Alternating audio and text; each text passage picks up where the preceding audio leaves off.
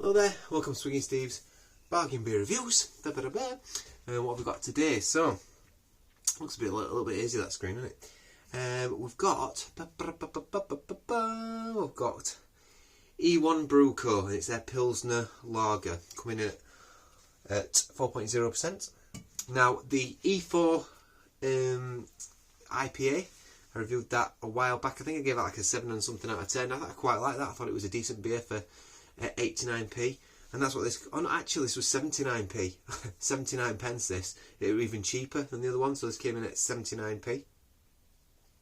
I think I'm sure it was £1, the IPA. But E1 Brew Company. I don't want to see what the details on the back, but I'll just tell you where it's brewed. London, Rivington Street. Okay, so that's where it's brewed. I thought it was Liverpool. Don't know where I've got that from. So we've got a nice green can, nice, really simple, basic, quite contemporary. Almost looks like a E1, but it looks like a street sign, like the end of a street. You know, like I don't know what we're talking about. Like a street sign at the end of a street, name of a street, whatever you want to call it. So there we go. So nice, really simple, basic, contemporary can. Let's see what the can's like. So we're getting light sort of nettle sort of aromas coming from that. A little bit of a biscuit malt coming from it, like you would expect. But there's also this sort of slightly sour metallic note as well you get from big macro lagers. So it's a nice straw colour. Obviously it's cleared, it's filtered, it's a lager. Carbonation seems quite happy, bubbling along. Got about half a finger's worth of white head that's dissipating quite quickly. The aroma for me, it's weird actually. You're hit with a very tinny metallic note, which to me says cheap. Then behind that it's okay, but actually it's quite metally. It's like old coins that have been sort of in your pocket, you've got old coppers and they've been in your hand and you smell your hand afterwards, or you wipe your face when you've got that metal, that tinniness.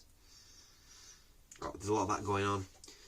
Let's switch it around. The head's gone now. A lot of that's coming from the carbonation, I think. There's a slight herbal note coming through. Yeah, it's not mega inviting though. Anyway, let's drink.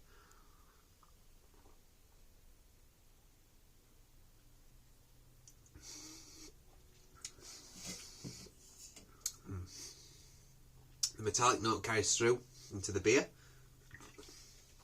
There's a bit more of a biscuit malt cracker bread sort of finish to that. It's crisp. Slight lemonness in this as well. It's thirst quenching.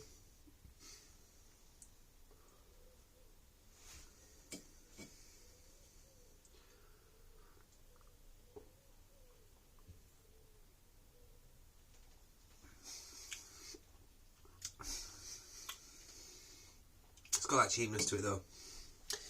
It's got a bit of a cheapness to it, and it's that metal tinniness, which I'm not too keen on. It actually disappears quite quickly. I think it's almost like behind this is quite a nice beer, quite a nice maltiness.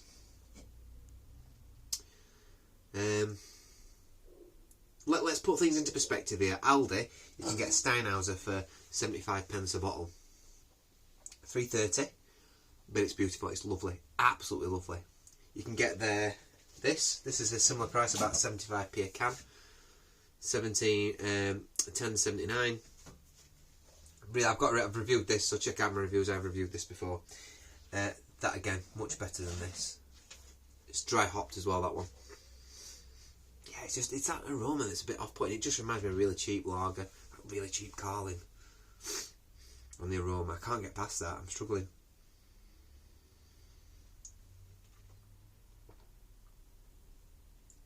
The aroma for me is like a 3 out of 10. You're probably gonna, but it's better on the palate. But it's quite thin. That metallic emphasis coming through again. It's on like a level par with something like the Effies. The Effies can. I remember drinking the Effies can of beer last year. God, a year ago I reviewed bloody Effies. Can't believe it. Yeah, when I reviewed the Effies stuff, and it was like, it was okay. It was just okay. You know, it was, well, It was drinkable, should we say. And this is drinkable, I think. It's a bit below okay. 79p, it's not exactly expensive. So I'm probably going to be slightly more generous than the on the FBs. But a bit disappointing because I found that I thought their IPA was lovely. And I'm drinking a lot of lager at the moment. So I'm on a bit of a lager run, if you like. And that to me does not compare with some of the other lagers I'm drinking. And Aldi are good for lagers, I must admit. They're not that good for the canned craft beers, but the lagers are really spot on. With the exception of the new improved Rheinbacher, which isn't improved at all, of course. Which is a shame. Yeah, I think it's okay. It's crisp. Do you know what? For 79p, you could do a lot worse. You could do a lot worse. And if I was really hot, I could probably quite easily drink that. I think after one of those, though, I really start to notice that metallicness and that cheapness. There's like a cheapness to that beer that I'm not too keen on. I don't explain it now. Like when you drink lager, sometimes you get almost like a sickiness to it, like a sicky flavour. No, that's very specialist terminology, like a sicky flavour. But yeah, some people compare it like to damp cardboard, that sort of thing. There's a bit of that going on with it, a bit of damp cardboard. But it's not that bad. It's not that bad. And, you know, I've got some lacing on the glass still. It's almost like it's like that metallicness almost smells a little bit like the alcohol, where you can smell pure alcohol. It's got a little bit of that coming through. Right, I'm going to drink up. A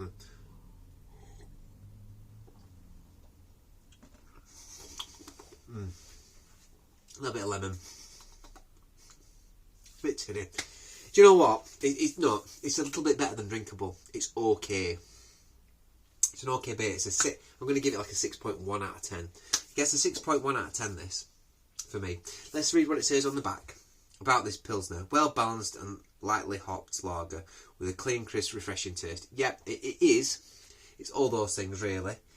It is lightly hopped, clean and crisp taste. It doesn't give us any flavour profiles here, which is good, because the flavour profiles are, oh yeah, a bit. I'm not gonna read all that bit because I've read that before. So if you want to read watch my E1 Brew Co IPA review, check that out. It's 4%. It's not particularly strong lager, is it? At 4%. It gets a 6.1 out of 10 for me. Would I buy that again? Probably not. But if I did see some and there was nothing else on the shelf and I want to pick up some cheap lagers, take somewhere which is a bit better than a Carlin or another mackerel beer that I just don't like, then I would pick some of these up. Let's say I went to Home Bargains, all the nice crafty lager ones had gone, or all the Peronis had gone, or whatever else they have on a good offer, and I was left with Carlsberg maybe, or Carlin, or Effie's, or all the other ones that I just don't like that much. I'd pick that over them. It gets a 6.1 out of 10. I think that's fair enough. It weren't expensive, 79p a can, 450. That's 440 can.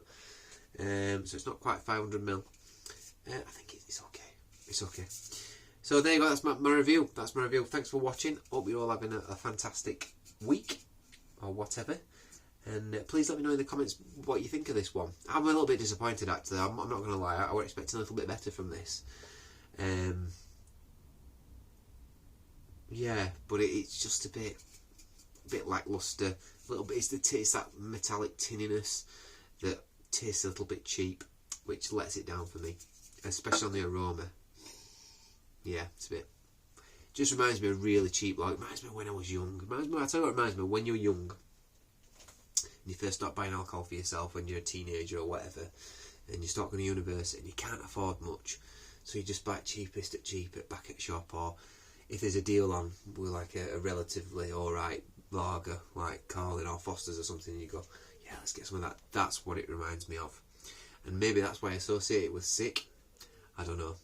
But anyway, I've been swinging Steve. Nice for you to join me, and I'll see you on the next review. Bye bye.